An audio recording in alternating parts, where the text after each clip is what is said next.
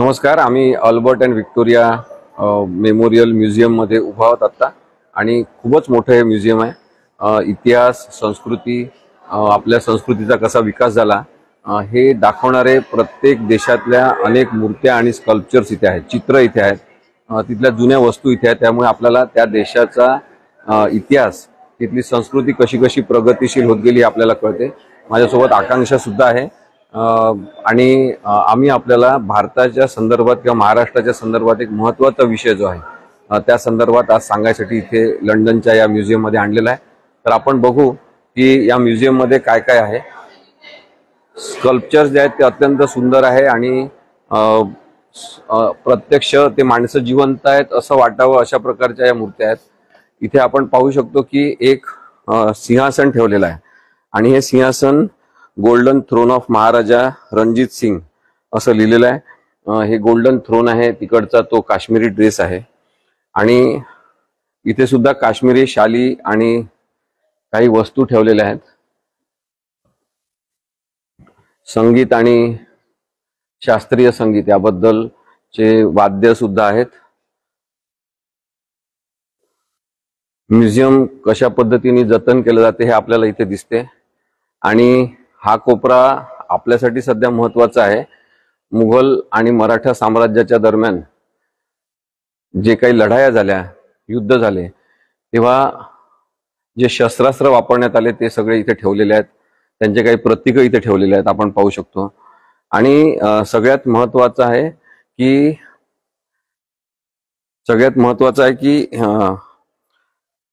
वाघनख जे होते, ज्यांनी अफजल खानाचा वध केला शिवाजी महाराजांनी, जे वापरून असं म्हणण्यात येते, ते वाघनख इथे होते असं आपल्याला सांगण्यात आलं. आणि काही दिवसांपूर्वी आपण पाहिलं की महाराष्ट्र सरकारने काही कोटी रुपये खर्च करून ते वाघनख 3 महिन्यासाठी का 3 वर्षासाठी काहीतरी आपल्या ताब्यात घेतलेले आहेत असं समजते.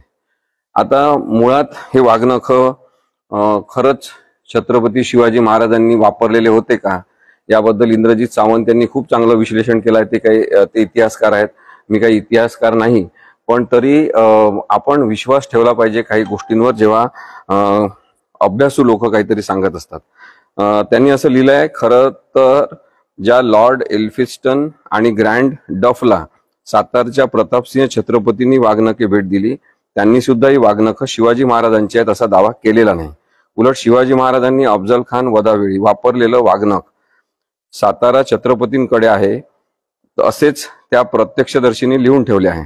याच अस्सल वाघनखांसारखीच वाघनख प्रतापसिंह महाराजांनी मला भेट दिली असेही एल्फिस्टन सारखा, ज्याने भारताचा इतिहास लिहिला, असा माणूस सांगतो. यावर आपण विश्वास ठेवायचा की नाही असा प्रश्न इंद्रजित सावंत यांनी विचारलेला आहे. व्हिक्टोरिया अल्बर्ट म्युझियम की जे आजही त्यांनी त्या ठिकाणी वाघनखाचा जो माहितीचा फलक लावलेला आहे, ज्या शास्त्रीय भाषेत लेबल म्हटलं जातं, त्यावरही क्लेम असा शब्द आहे. असे क्लेम म्हणजे असे दावे अनेक वाघनखांच्या बाबत केले जातात असे सुद्धा लिहिले आहे. खरं तर व्हिक्टोरिया आणि अल्बर्ट म्युझियमला आम्ही पत्रव्यवहार केलेला आहे. व्हिक्टोरिया आणि अल्बर्ट म्युझियमच्या अधिकाऱ्यांनी त्यांनी जो क्लेम केलेला आहे तो क्लेम कशाच्या आधारावर केला आहे, त्या संदर्भात काही कागदपत्र त्यांच्याकडे आहेत का, त्या संदर्भात काही पुरावे आहेत का अशी विचारणा केलेली आहे. पण त्या संदर्भातली ठोस माहिती त्यांच्याकडे उपलब्ध नसल्याचे आम्हाला समजून आलेले आहे. यावरून या दाव्याचाही निकाल घ्यायला हरकत नाही. आता जर आपण पाहिलं, इथे वाघनख ठेवले होते, 22 नंबर टायगर क्लॉज असं लिहिलेलं आहे. हे जे वाघनख ठेवलेले होते तिथे जे लिहिलंय ते मी आपल्याला वाचून दाखवतो. त्यांनी लिहिलंय, in 1659 the great Maratha ruler Shivaji survived an assassination attempt by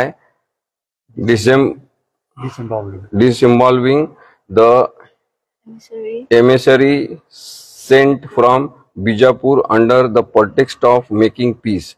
It has been claimed that this weapon was the actual one used, but the same claim has been made for several others. आता शेवटची ओळ अत्यंत महत्वाची आहे. इथेच लिहिलेलं आहे, त्या टॅगवर लिहिलं आहे 22 नंबरच्या की it has been claimed that this weapon was the actual one used, but the same claim has been made for several others. म्हणजे अनेकांनी हा क्लेम केलेला आहे असं सुद्धा म्हटलेलं आहे. मग हे 22 नंबरच्या तिथे वाघनख जे ठेवलेले होते तिथे अशी पाटी लावलेली आहे की the object has been temporary removed, आणि तिथे तारीख टाकलेली आहे 27/9/2023.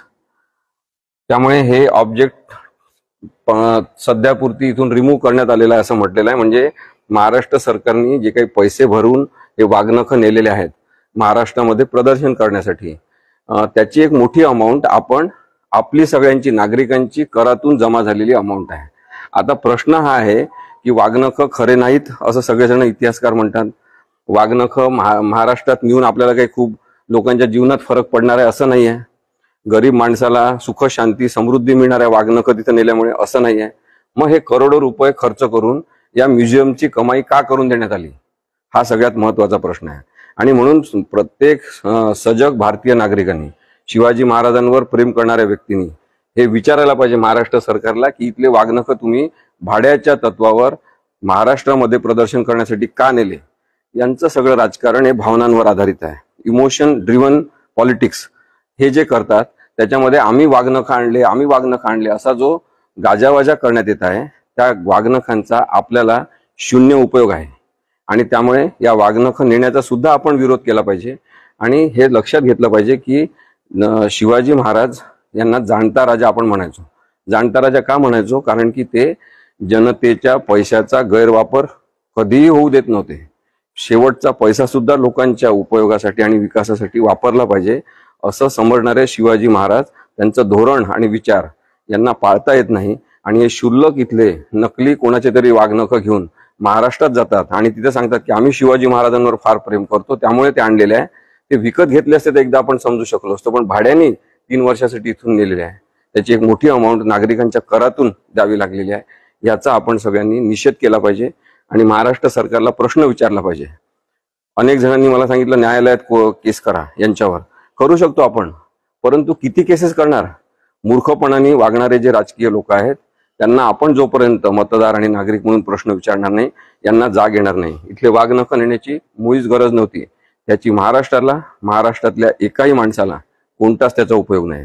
उपयोग शून्य पद्धतीने हे जे इथली एक वस्तू नेलेली आहे ही बिंडोकपणाचं ते लक्षण आहे आणि त्यामुळे आपण त्याचा निषेध केला पाहिजे असं मला वाटते. हे बाकी शस्त्राचं सुद्धा इथे ठेवलेलं आपण बघू शकतो. म्युझियम खूप चांगलं आहे.